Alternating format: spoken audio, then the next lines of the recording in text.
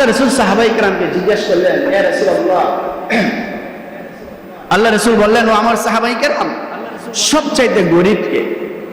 সাহাবায়ে কেরাম বললেন, হুজুর, যাদের টাকা পয়সা নাই তারাই সবচাইতে গরীব। আল্লাহ রাসূল বললেন, ও আমার সাহাবায়ে কেরাম, তারা সবচাইতে গরীব না, তাহলে কারা? আল্লাহ রাসূল বলছেন, হাসরের ময়দানে এক ব্যক্তির আমলনামা উহুদ পাহাড় পরিমাণ তার নেকি দিয়ে ভরপুর থাকবে। নেকি দ্বারা কি থাকবে? ভরপুর থাকবে। শুধু নেকি আর নেকি তার আমলনামার মধ্যে। সেই লোককে জান্নাতের ফয়সালা করে দেওয়া হবে, সে জান্নাতে যাবে। কি বলছি বুঝছেন? তখন ওই ব্যক্তিকে যখন জান্নাতের ফয়সালা দেওয়া হবে, তখনই এক ব্যক্তি আইসা বলবেন, আল্লাহ, তার ফয়সালা দেওয়ার আগে আমার কিছু দাবি আছে। আমার কিছু কি আছে? দাবি আছে।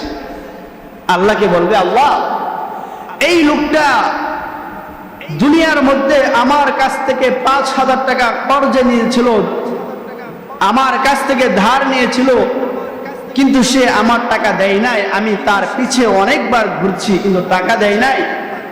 তার ক্ষমতা ছিল, তাকে কিছু করতে পারি নাই। আজকে আমার টাকা দিতে হবে।